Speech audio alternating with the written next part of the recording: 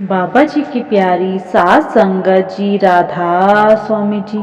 सात संगत जी, आज की साखी है कि जो नाम की कमाई करते हैं, भजन सिमरन करते हैं, उनकी दुआ और बद्दुआ कैसे काम करती है, वह आज हम इस साखी के माध्यम से पता चलेगा, जो कि एक माता जी की है, जिनका एक बेटा है। सात संगत जी, आज की साखी में यह पता चलेगा कि अगर हम भी नाम की कमाई करते हैं, भजन बंदगी को पूरा समय देते हैं, तो हमें इस समाज में कैसे रहना है, कैसे संतुलन बनाए रखना है, जो कि आज से बहुत वर्ष पहले सतगुरु ने हमें बताया है। तो सतगुरु की कही गई बातें भी आज इस साखी के माध्यम से हम आपसे साझा करेंगे, तो साखी को पूरी सुनने की कृपा करें जी।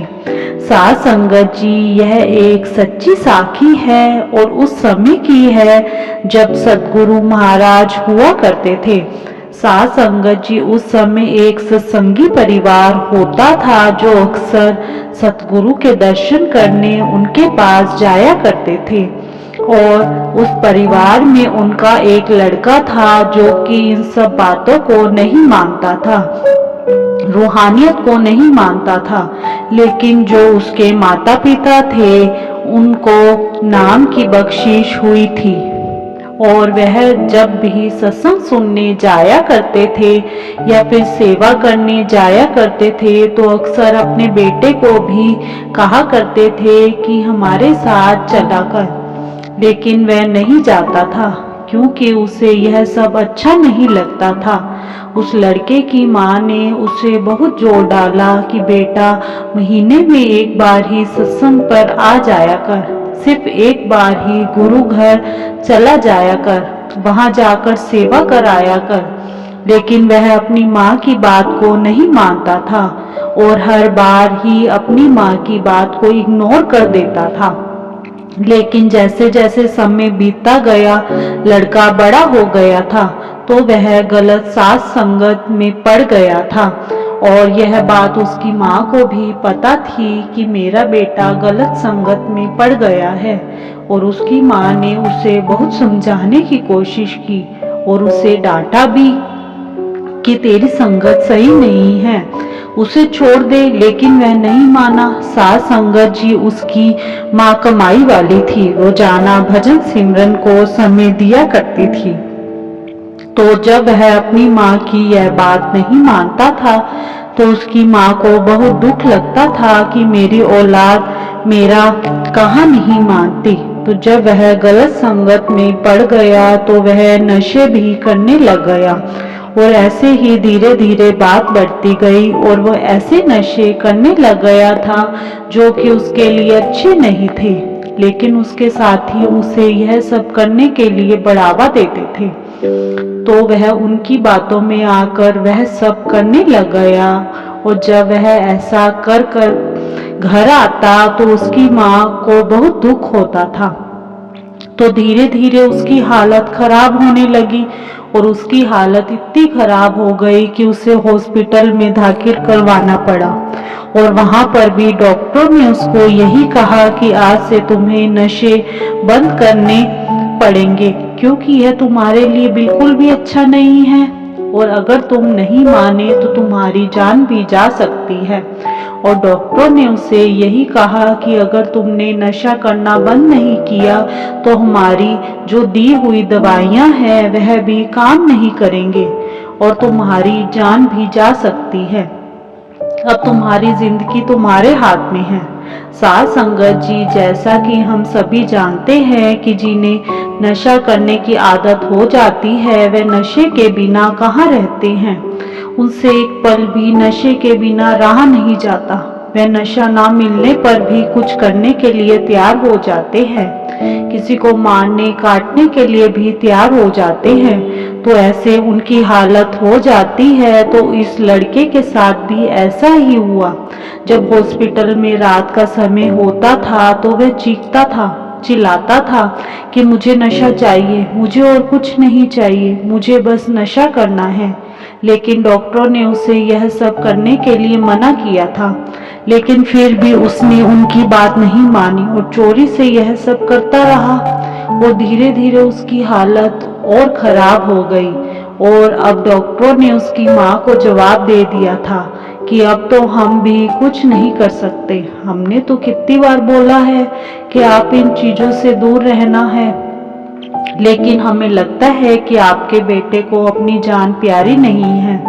सास संगत जी ये बात सुनकर लड़के की माँ को चिंता होने लगी, क्योंकि डॉक्टर ने उसे जवाब दे दिया था।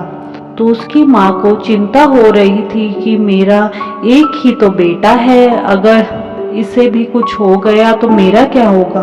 सास संगत जी, माँ तो माँ ही होती है। माँ की ममता की सीमा को आज तक कोई भी जान नहीं पाया है। हमारे माता पिता अपने बच्चों के लिए कुछ भी करने के लिए तैयार हो जाते हैं और अपने जीवन भर की पूंजी अपने बच्चों पर लगा देते हैं।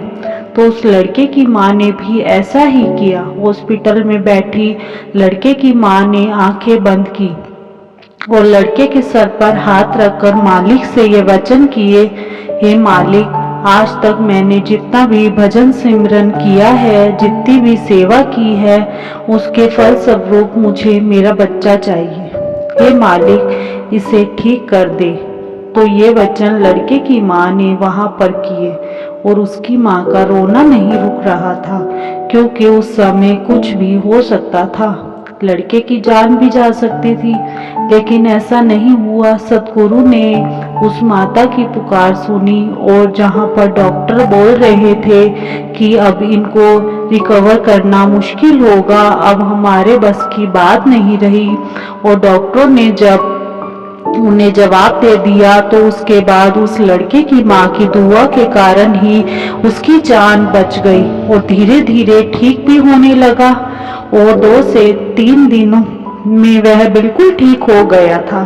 और इसी बात को देखकर वहां के जो डॉक्टर थे वह भी हैरान थे कि जैसे इनकी हालत बनी हुई थी, बिल्कुल भी नहीं लगता था कि यह बच पाएंगे, लेकिन फिर भी यह चमत्कार हुआ है। तो यह सब देखकर वहां के जो डॉक्टर थे सभी हैरान हो गए थे कि यह कैसे हो गया, क्योंकि हमें तो लग रहा था कि अब इनके कुछ ही दिन हैं और है, लेकिन यह तो बहुत जल्दी ठीक हो गए। सास संगत जी, उन डॉक्टरों को क्या पता था कि इस लड़के की माँ की वह दुआ ही उसको बचा गई है। तो सास संगत जी, जो कमाई वाले जीव हैं, जो नाम की कमाई करते हैं, उनके मुख से अगर कोई भी वाक्य निकलता है जो वेद में कहा गया हो, जिसे उन्होंने पूरे होश में कहा हो, वह पूरा होता ही होता है। इसलिए तो अक्सर सत्संग में भी फरमाया जाता है कि नाम की कमाई करने वाले अभ्यासी को कोशिश करनी चाहिए कि उसे चुप ही रहना चाहिए। और इसलिए फरमाया जाता है कि अगर कोई नाम की कमाई वाला अभ्यासी अपने मुख से कोई वचन कर देता है तो हमें उसे मजाक में नहीं लेना चाहिए, क्योंकि उनके कहे गए वचन आज नहीं तो कल पूरे होते ही हैं। इसलिए लोग अक्सर संत महात्माओं से संभल कर ही बात करते हैं और काम की ही बातें करते हैं, क्योंकि उन्हें डर रहता है, पता नहीं उनके मुख से क्या निकल जाए। साथ संगत जी, ऐसे ही एक साखी सतगुरु महाराज जी के समय की है, जब सतगुरु की को गुरु गद्दी पर बिठाया जाना था। तो सतगुरु ने महाराज जी से कहा था कि आप तो मुझे यह सेवा दे रहे हो, लेकिन जब मैं आपकी कृपा से एक गुरु बन जाऊंगा तब तो मेरे मुख से जो भी निकलेगा वह तो सत्य होने लग जाएगा।